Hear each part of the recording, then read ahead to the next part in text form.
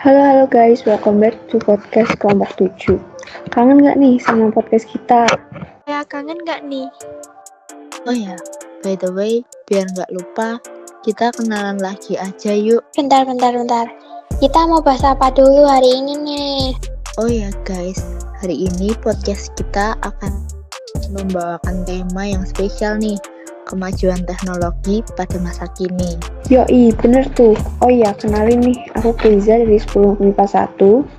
Aku Isabel dari kelas 10 MIPA 2. Aku Mita dari 10 MIPA 2 juga loh. Kalau aku Reva dari 10 IPS 1 nih. Guys, tema kita hari ini kan teknologi ya. Ngomong-ngomong, teknologi sekarang makin canggih aja ya. Iya nih, pembelajaran sekarang kan masih banyak yang daring. Terus pada pakai laptop, handphone, gitu-gitu kan? Oh, bener. Guru-guru sekarang kan ngajarnya pakai Zoom, Teams, dan lain-lain kan ya. Oh iya guys, aku tuh kemarin di jalan tuh ketemu sama anak yang pakai seragam SD gitu. Terus aku tanya, loh emangnya sekolah udah buka ya?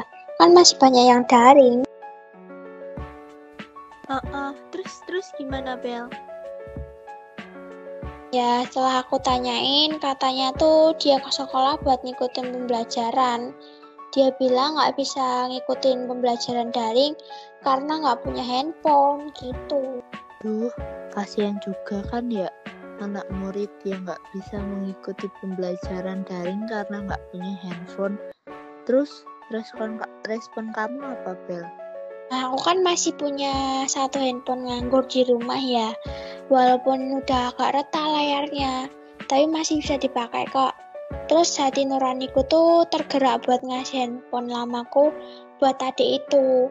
Kan kasihan kalau nggak bisa ngikutin pembelajaran daring terus-menerus. Harus ke sekolah, mana jalan kaki. Baik banget kamu, Bel. By the way, ini juga salah satu contoh tentang hati nurani di pelajaran agama loh. Bel, kamu baik banget. Bener Kay, ini bisa jadi contoh sekaligus memotivasi kita loh. Hah? Contoh hati nurani? Penjelasan hati nurani itu gimana sih guys? Hati nurani itu berarti kesadaran moral yang tumbuh dan berkembang dalam hati manusia, Mit. Dan juga loh, fungsi hati nurani adalah sebagai pegangan, pedoman, dan norma untuk menilai sesuatu apakah tindakan itu adalah tindakan baik atau buruk. Dan juga berfungsi sebagai pegangan atau peraturan konkret dalam kehidupan sehari-hari. Nah, gitu Mit, sekilas penjelasan hati nurani. Walah, gitu toh. Wih, baik banget kamu Bel. Hati nuraniku jadi tergerak untuk selalu membantu sesama. Iya nih, masih banyak ternyata di luar sana yang gak seberuntung kita. Nah iya, bener tuh Kay. Makanya sekarang kita harus mulai banyak-banyak bersyukur guys. Siap Bel. Guys, ngomongin teknologi, kalian tahu nggak di era sekarang ini kita bisa menggunakan teknologi untuk memasarkan sesuatu loh. Iya Mit, sekarang kan teknologi semakin canggih. Jadi kita harus bisa menghasilkan sesuatu dari itu. Benar banget, Rev. Sebenarnya tujuan pemasaran yang paling spesifik itu apa sih, Mit? Tujuan pemasaran yang paling spesifik adalah agar masyarakat mengetahui produk yang kita buat dan lebih mengenal produk yang kita produksi. Jadi begitu. Oh ya, Mit, aku mau tanya dong. Gimana cara memasarkan kerajinan dengan inspirasi budaya lokal dan benda?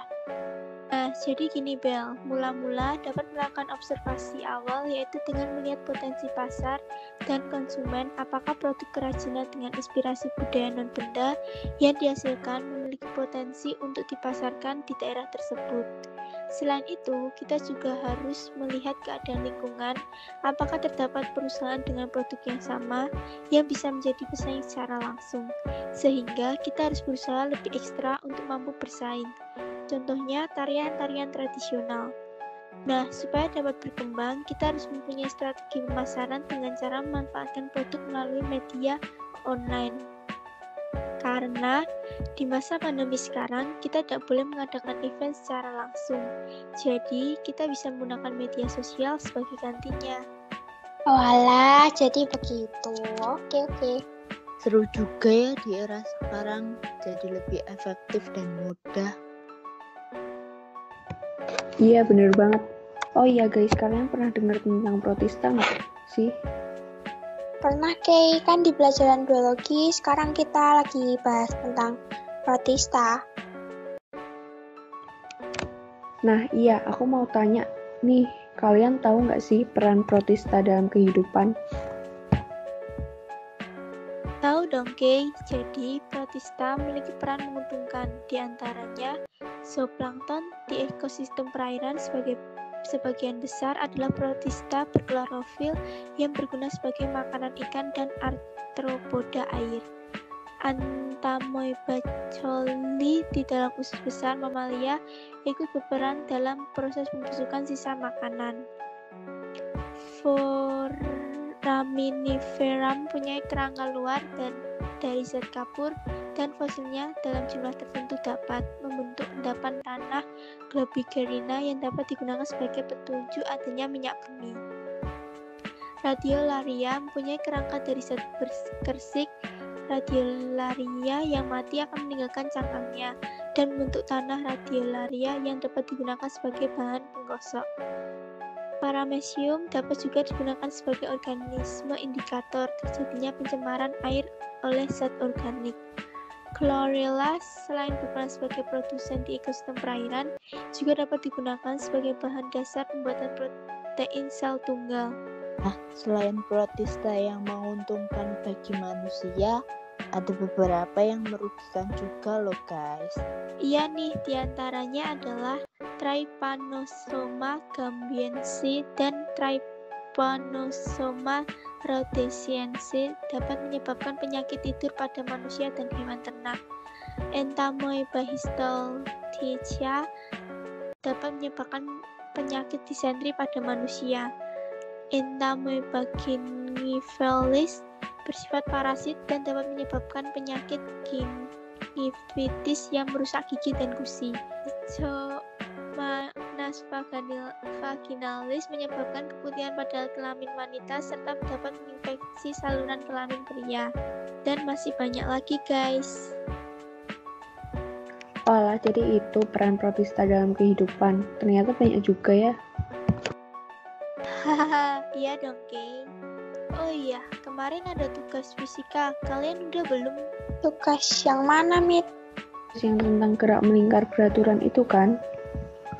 Iya, Kay. Tapi itu pakai roda, Kay. Kemarin kan yang diajarin Isabella pakai kipas angin. Hahaha, Mit. Caranya kan sama aja tahu. Iya nih Mit, caranya sama aja tahu. Yaudah, gimana kalau aku jelasin caranya? Wah, boleh banget dong, Kay. Oke, misal sebuah roda melakukan gerak melingkar dengan menunjukkan angka 3.600 rotasi per menit. Berarti kecepatan sudutnya adalah, jadi caranya, Oh, gitu. Makasih ya, Kay. Ngomong-ngomong, kemarin kalian paham nggak tentang materi sistem pertidaksamaan dua variabel kuadrat-kuadrat? Aku sih lumayan paham. Kalau aku sih nggak terlalu paham. aku sih paham. Ajarin dong, Kay. Aku nggak terlalu paham. Ya dong, Kay, ajarin dong. Kita bahas soal ini aja ya. Tentukan pertidaksamaan kuadrat dari gambar berikut. Jadi caranya adalah, Jadi gitu. Makasih ya, Kay. Makasih ya, Kay. Sekarang aku udah mulai paham. sama-sama guys. Belajar ngitung gini jadi keinget kalau PJJ ya. By the way, kalian kalau PJJ pakai handphone atau laptop guys? Kalau aku sih kadang pakai HP, kadang pakai laptop. Iya sama Kay. Iya guys, by the way sekarang laptop mahal banget tuh. Kemarin aku lihat-lihat di Lazada, harganya naik semua loh. Kemungkinan tuh gara-gara sekarang banyak dipakai buat kerja di rumah atau PJJ kan? Iya, Mit, kemarin aku habis beli. Harganya beda jauh dari kakakku beli di tahun lalu. Di Lazada kah, Rif? Atau di offline store? Lazada, Mit. Lebih praktis, nggak ribet. Bahkan teknologi sekarang makin canggih aja. Apapun bisa beli secara online, secara semisal Shopee, Tokopedia, Lazada gitu-gitu. Pada ngomongin tentang Lazada, kalian tahu nggak sih brand ambassador Lazada yang sering muncul itu? Aku nggak pernah lihat brand ambasadornya. Siapa, Bel? Okay, I will tell you about Mbak Agnes Mo. Agnes Monica Mojoto, known by her stage name, Agnes Mo. She was born in Jakarta 1 July 1986.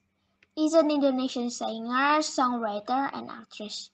She has long hair and is good at dancing. She has started her career in the entertainment industry at the age of 6 as a soul singer. She has recorded 3 children albums and became a presenter of several children television programs. In 2003, Mo released her first album entitled And the Story Goes, which catapulted her name back in the Indonesian music industry. Mo's success in Homeland encouraged her to set a target to get a career in international music scene. Mo won the award 2 years in a row for her performance in the Asia Song Festival in Seoul, South Korea in 2008 and 2009 with her third album, Secretly Agnesos. She began to get involved as producer and songwriter.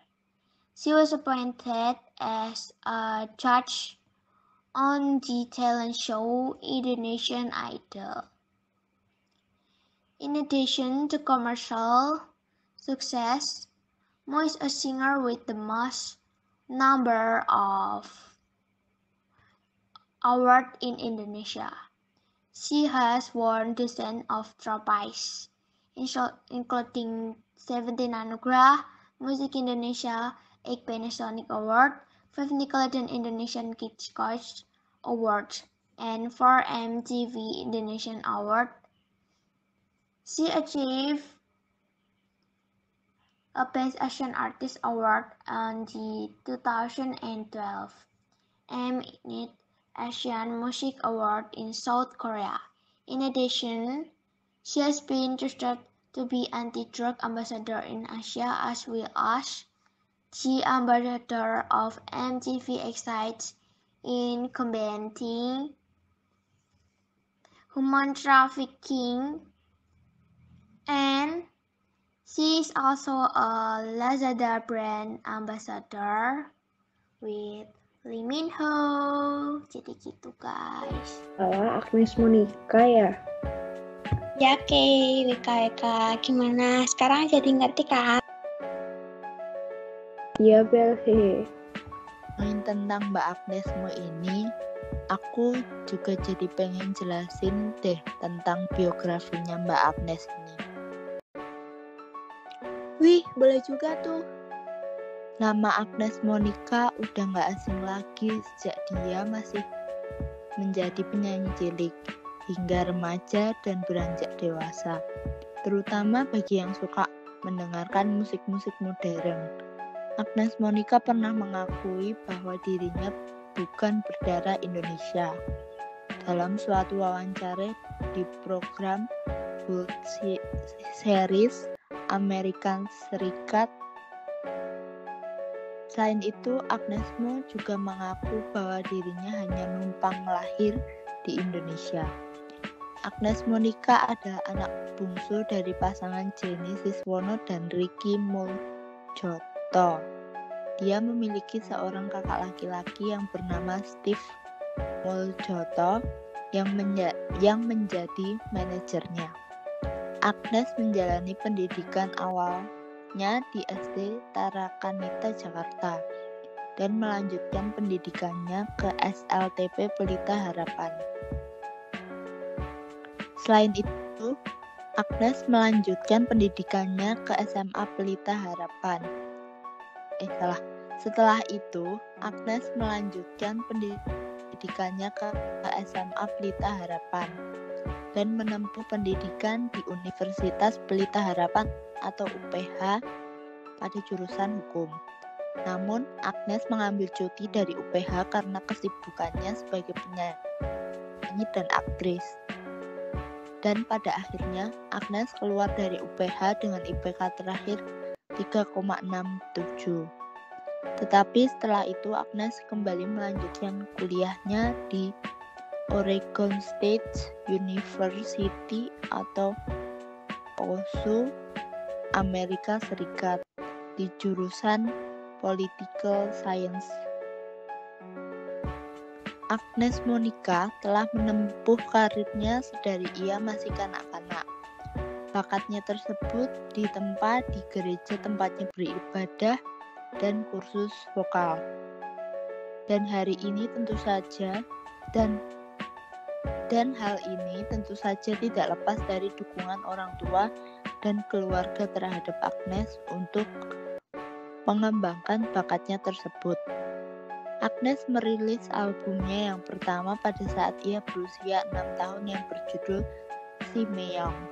Lalu ia merilis album keduanya yang berjudul Yes bersama Eza Yayang pada 1995. Album tersebut dinobatkan sebagai album anak-anak terbaik pada 1999. Kemudian album lain yang dirilis Agnes adalah Bala Bala. Ketiga album tersebut menjadikan Agnes Monica masuk ke dalam penyanyi cilik terpopuler era 1990-an. Selain itu, Agnes juga menjadi pembawa acara anak-anak di program TV, video anak Antv di Antv, Tralala Trilili di RCTI, dan Diva Romeo di Trans TV. Selama 2 tahun berturut-turut, Agnes berhasil meraih penghargaan Panasonic Awards untuk pembawa acara anak-anak terfavorit pada tahun 1999 sampai 2000. Dan masih panjang sekali perjalanan karir Agnes Monica. Jika dijelaskan satu persatu, maka tidak akan ada habisnya ya. Jadi gitu ya, Ref. Jadi ini versi lebih lengkapnya ya? Iya, Bel. Bentar deh, tadi aku sempat dengar kamu bilang Agnes Monica bukan lahir di Indonesia. Terus sekarang dia jadi WNI atau WNA ya? Iya, Kay. Dulu berita ini juga sempat jadi perbincangan orang-orang nih. Tapi sekarang udah ada klarifikasinya kalau Agnes Mo itu masih warga negara Indonesia, Kay. Karena orang tuanya juga masih jadi WNI. Ini bukannya materi PPKN itu ya? Yap, bener banget, Mit. Oh iya, Ref. Kok kamu bisa tahu sih kalau Agnes Mo udah jadi WNI? Tahu dong, kan ada pasalnya, Kay. Yaitu menurut pasal 4 Undang-Undang Nomor 12 Tahun 2006 tentang Kewarganegaraan Republik Indonesia. Yang dimaksud dengan WNI adalah anak yang lahir dari perkawinan yang sah dari seorang ayah dan ibu WNI. Itu artinya kalau ayah dan ibunya WNI, maka anaknya juga ikut kewarganegaraan orang tuanya, Kay. Wah, jadi gitu ya, Ref? Ref, tadi juga aku sempat denger nih. Kamu bilang kalau karir Agnes Mo bisa sesukses ini karena dukungan dari orang tuanya ya. Nah, berarti kalau gitu dia pasti punya kepribadian yang baik ya. Ini Bel, aku jelasin ya. Agnes Monica tumbuh di lingkungan atau di keluarga yang sangat sportif, sangat hangat, dan sangat pengertian. Jadi pembentukan awal dari kepribadian kan dari faktor keluarga ya. Jadi karena Agnes tumbuh di keluarga yang sangat baik, dia juga punya kepribadian yang baik. Agnes Mo sangat muda dan sangat senang dalam bersosialisasi. Itu juga karena faktor keluarga. Walaupun dia pernah tinggal di luar negeri yang pergaulannya bebas, tapi Agnes punya dasar tadi, Bel. Dasar kepribadian yang baik, jadi dia nggak gampang untuk terbawa arus. Gitu ya. Oke deh, Ref. Makasih ya penjelasannya. Sama-sama. BTW, nggak kerasa ya udah di ujung pembicaraan podcast kita hari ini. Ya nih, gimana guys? Podcast kita kali ini nggak kalah seru kan sama pembahasan yang kemarin? Ya nih, hehehe. Kita udahin aja kali ya guys. Oke, sampai jumpa di lain waktu guys. Thank you udah mau lihat dan dengerin podcast kita. Bye-bye guys. Thank you for watching. Have a nice day. Bye-bye guys. Bye-bye guys. Bye-bye guys.